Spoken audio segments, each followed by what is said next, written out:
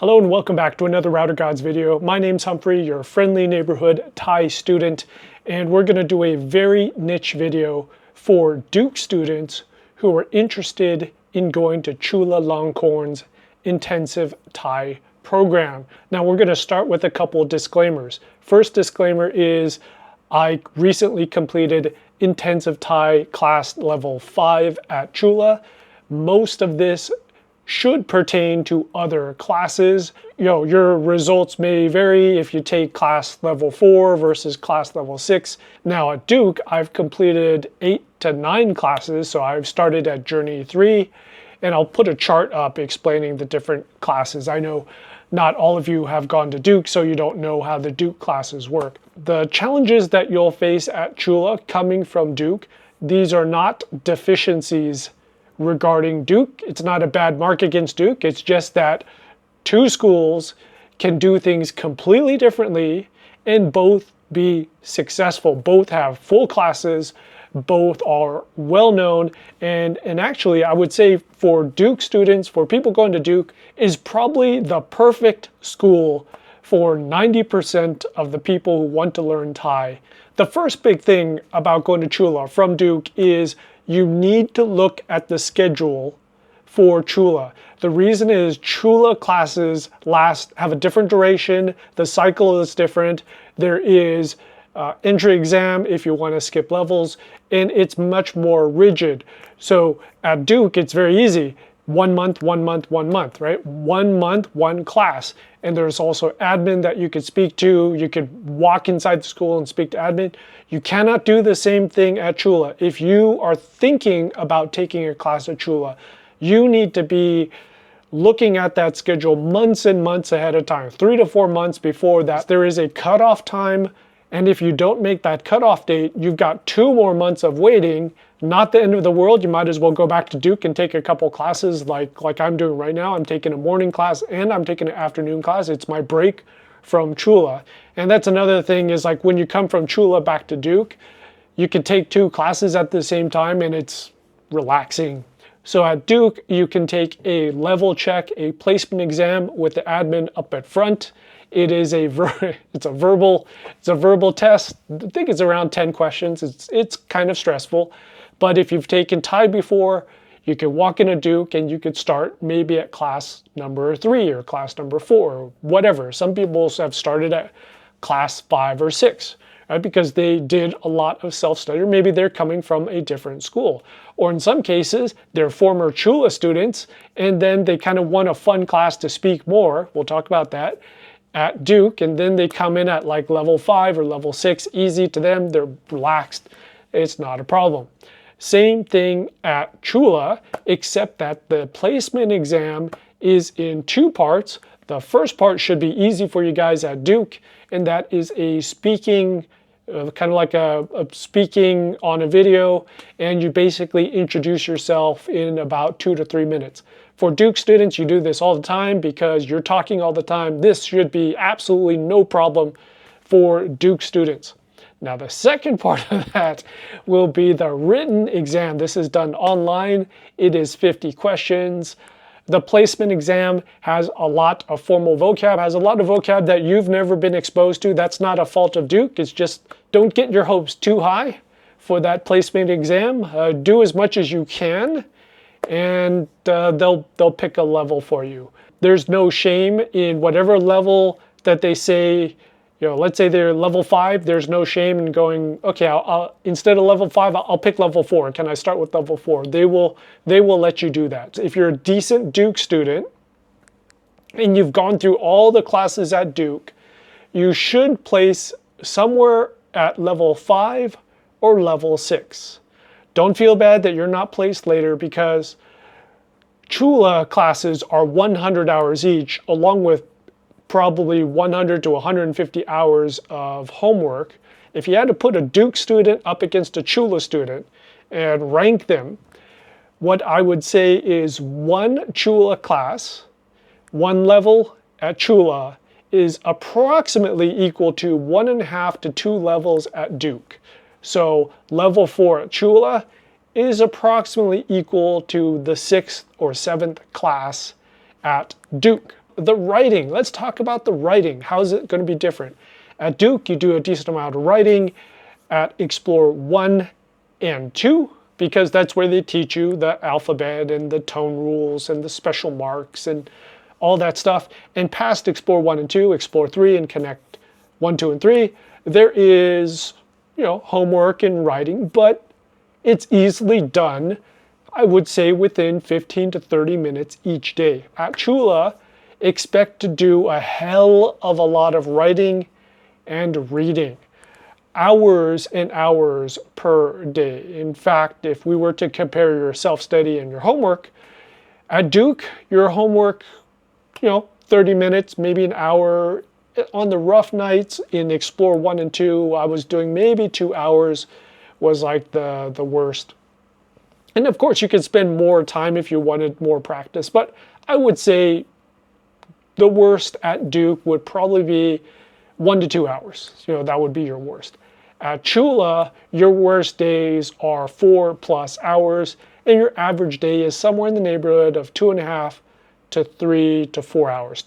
We'll call it 3 hours is probably your average.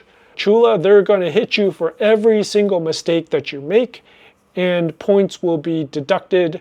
Whereas at Duke, it's basically happy face, right? Good job. But happy face with some marks on your paper. At Chula, not the same. So if you can get 10 points on a writing assignment, don't be surprised that you can be marked all the way down to like 6.65, right? Because you've lost like 0.5 here and 0.1 here and maybe 0.25 here. It's just they're marking all over the place. Now, on the bright side at Chula is that you get so much feedback on the corrections. Things will be written in the margins. You could have used this. You could have used this. Your words were switched. All that good stuff. Not the same way at Duke, but what I would say is if you're a Duke student now and you're interested in Chula, you can tell your instructor, tell your teacher, I'm planning on going to Chula later.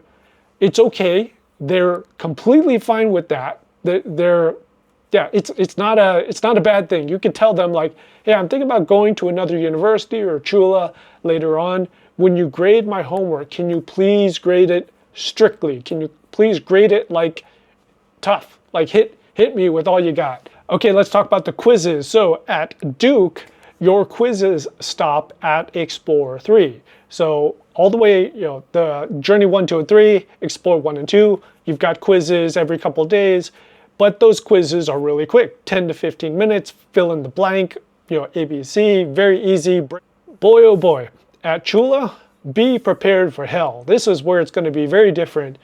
The quizzes at Chula, approximately every 1 to 1.5 weeks, you're going to have 4 quizzes in a class. Each quiz is 2 hours, and there's going to be different sections, and some are insane. They're just like weird and tough and IQ level type questions, and they really require you to think.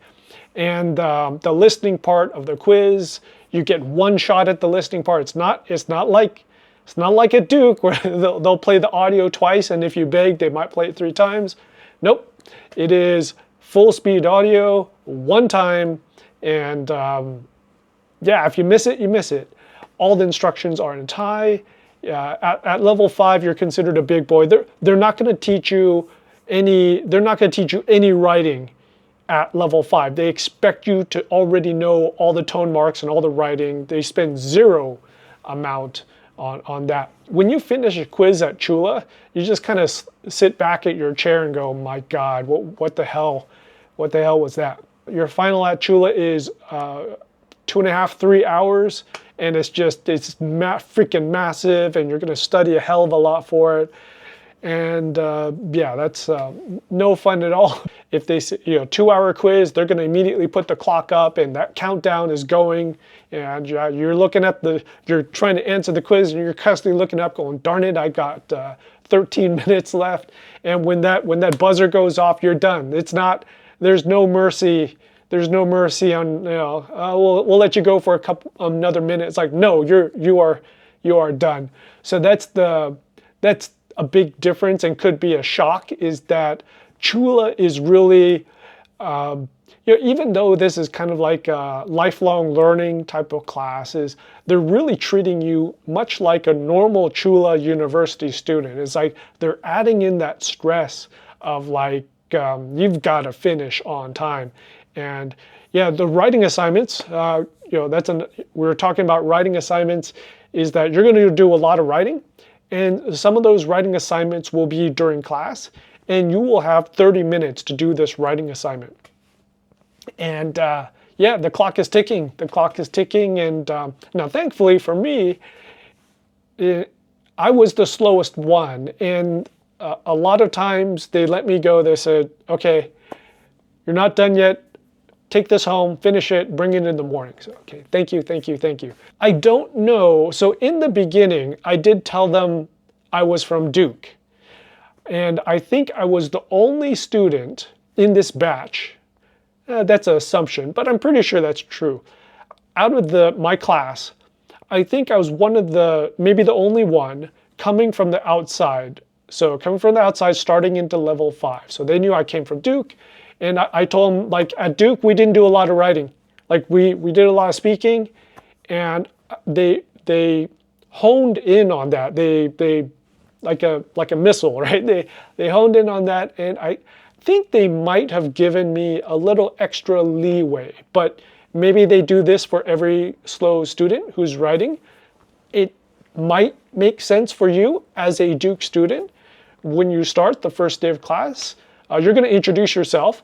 Think about whether you want to say you're from Duke, and have a private conversation with the teacher and say, at Duke we did a lot of speaking, but we didn't do that. Writing, we didn't do too much of it. Speaking about speaking, this is another thing that's much different at Duke versus Chula.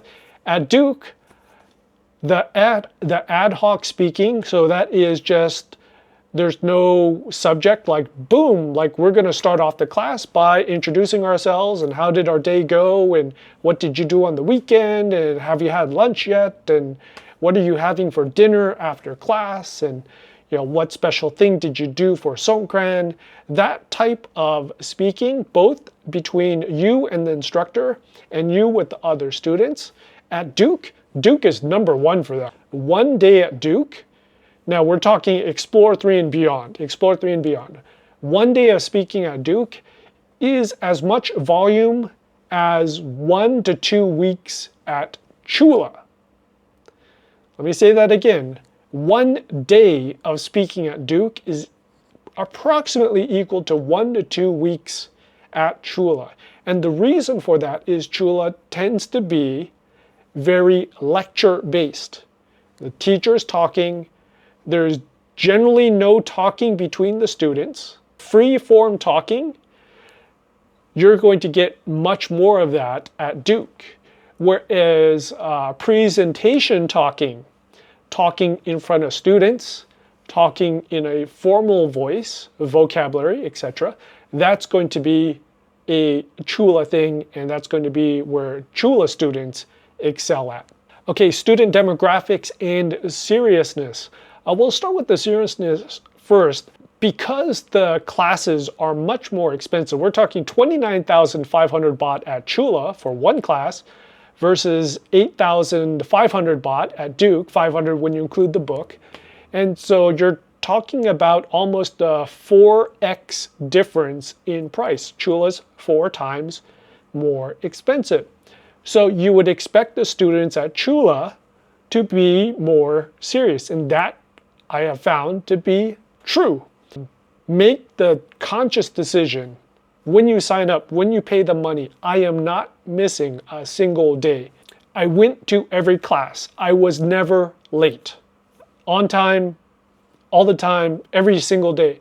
And I think that in the end, when they graded me and I barely passed, hopefully, maybe that was a consideration in them letting me pass, is they're sitting around a table and they probably thought like, well, Humphrey was always there. He was always there, he was always on time, and Okay, do we throw them the 0.1%? Okay, well, let's throw them the 0.1%. It's less joking in class, and this comes to like class demeanor. Duke is more fun. We'll just say it straight out.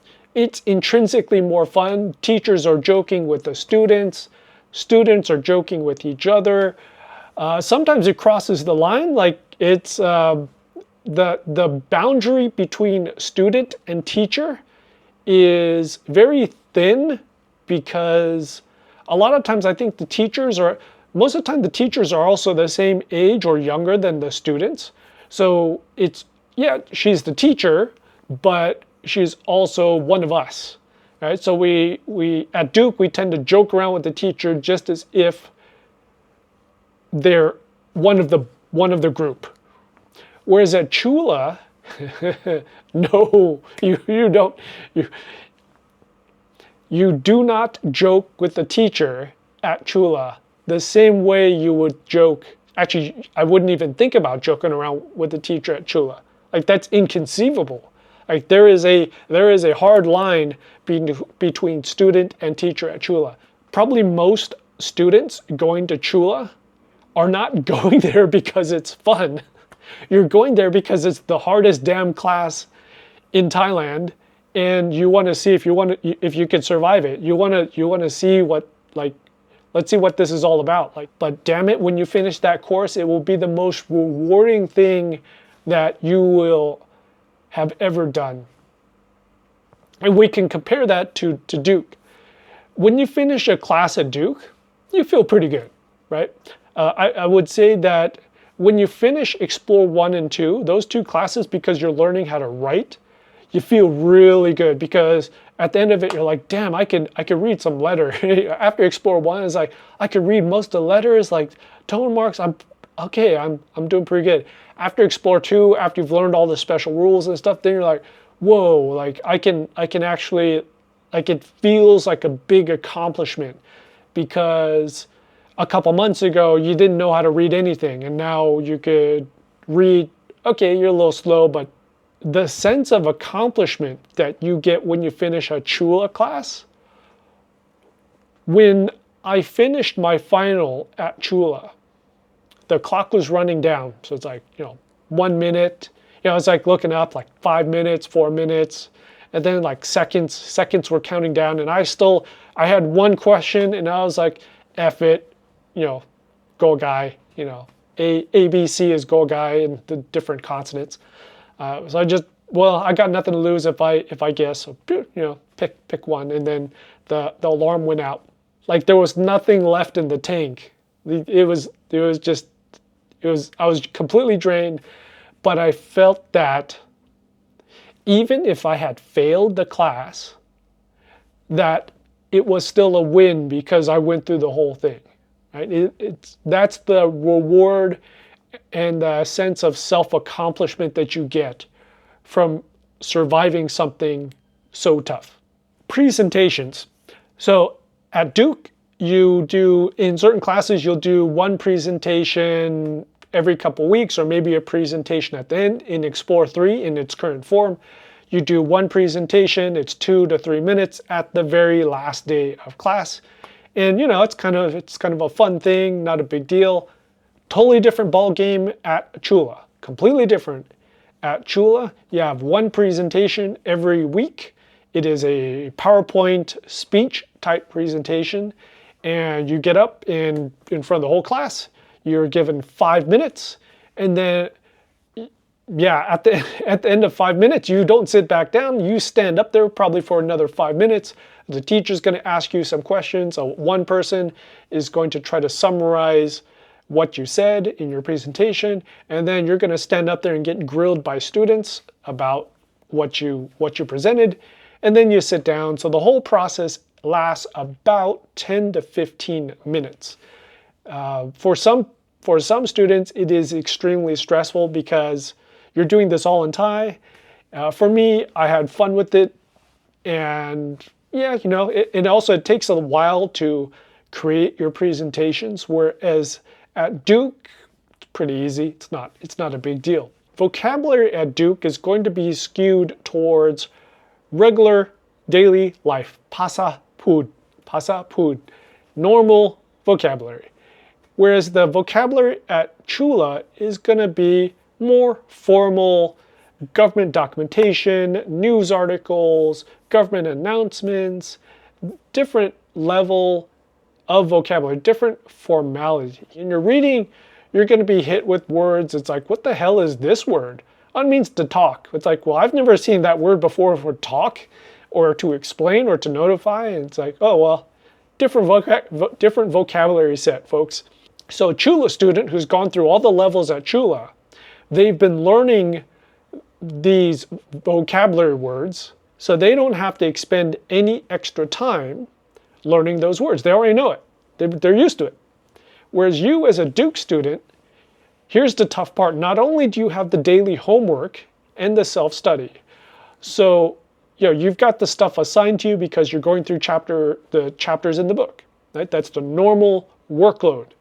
But you also have additional workload because you're trying to catch up on all the vocabulary that the normal Chula students have learned before. You are the fish out of water. You are the newbie. So you've got to learn all that. So my first couple weeks really sucked because I was doing double duty. The amount of vocabulary, Chula will have more vocabulary, but not that much more. This may come as a surprise to a lot of you because I know if you've gone through a lot of the other videos, I've been talking like 30 to 40 new words a day, and how can Duke be almost the same? Well, here's the thing. At Duke, because you're speaking so much with each other, it's very organic. It can go completely off rails. For example, let's say you're on a chapter talking about Buddhist culture, how the temples work and what do monks do in the morning and how to donate and dakbat and tambun and karma and all that stuff. Right? But a student will ask about something, why is red Fanta used at all the spirit houses, something.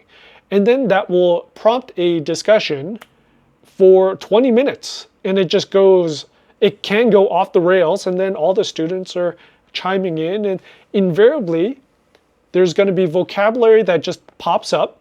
A student will be trying to say something, and then the instructor, okay, you want to say this, right? And so what happens is all this extra conversation that Chula students don't do. At the end of the day, the whiteboard will be full of vocabulary words that came out of this conversation. That's the ad hoc organic vocabulary that it's not assigned. You don't have to learn it. So there is a lot of that. There's whiteboards full of that each day. And then of course, Duke does have assigned words, but it's like 10 to 20 words a day-ish, right?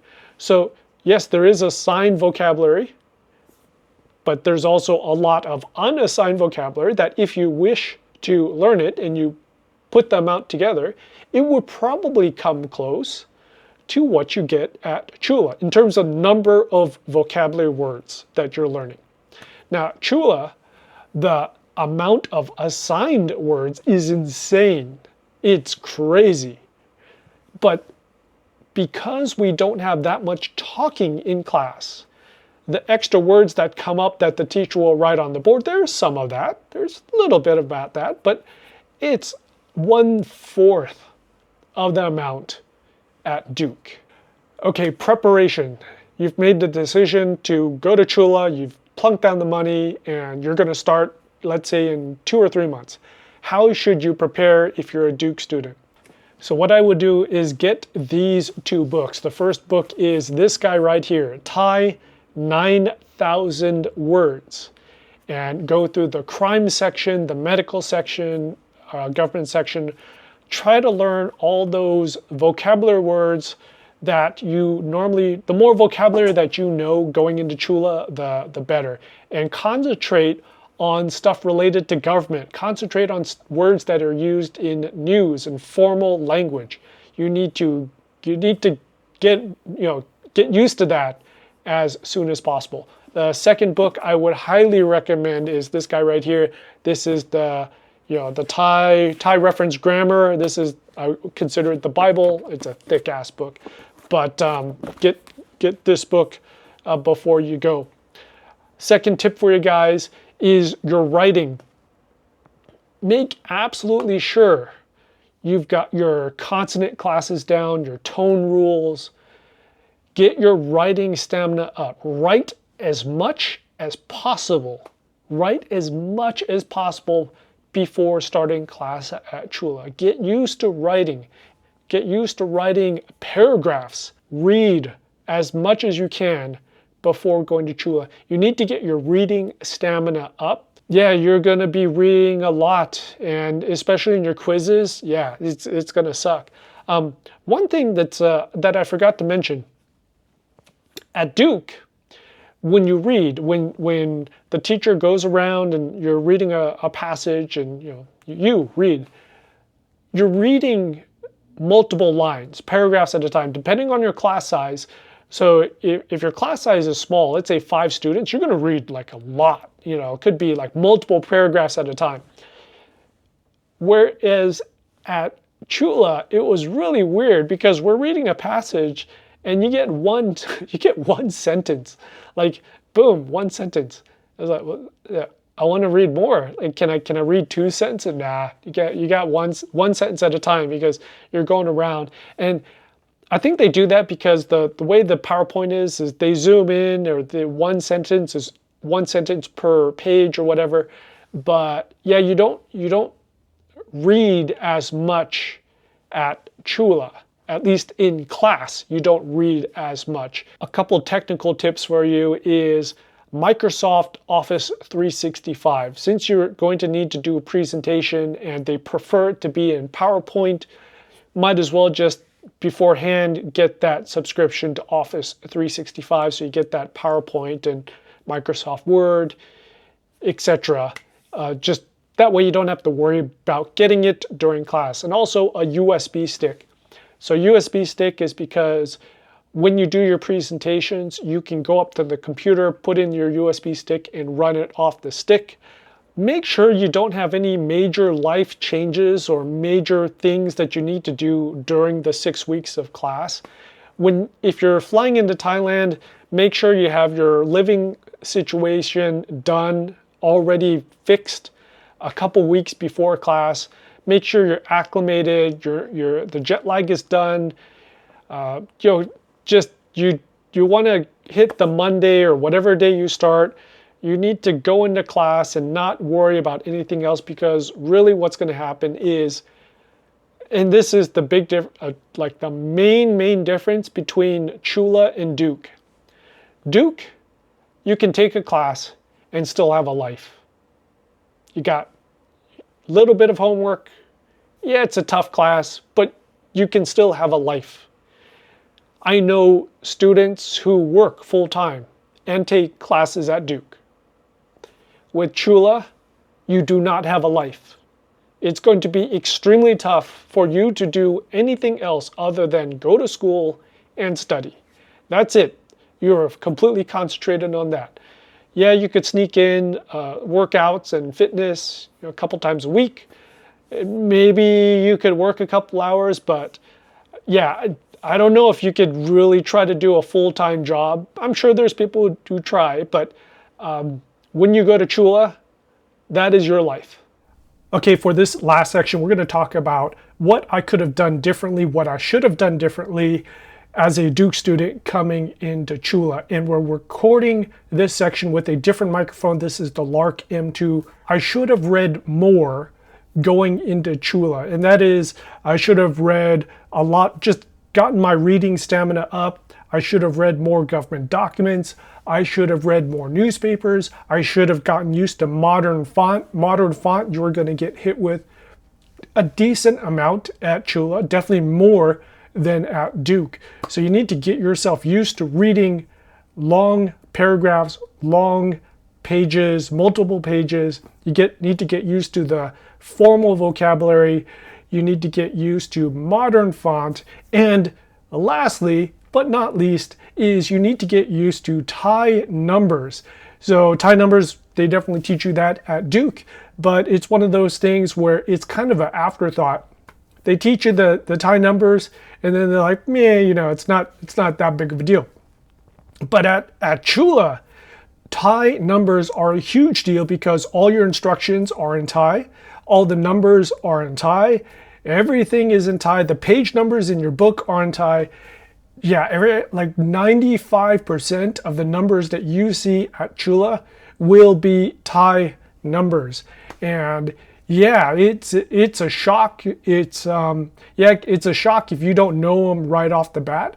Have the numbers down 100% before you go to Chula. That will relieve a lot of stress from both your homework and in class while you're reading and while you're doing your quizzes, because yeah, the quizzes are stressful enough, but when you add in the extra stress of not knowing the numbers 100%, it just makes for a very bad day.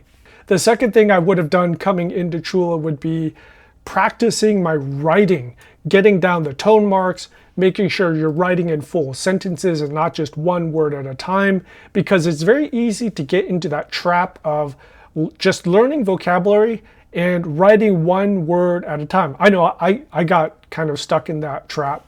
And so this was something that the Chula instructors told me, is that the symptoms that they see from my writing and from some of my speaking was that I'm going one word at a time. The flow isn't quite there. And yeah, they picked up on it. So the way you fix it is you write full sentences, you read full sentences.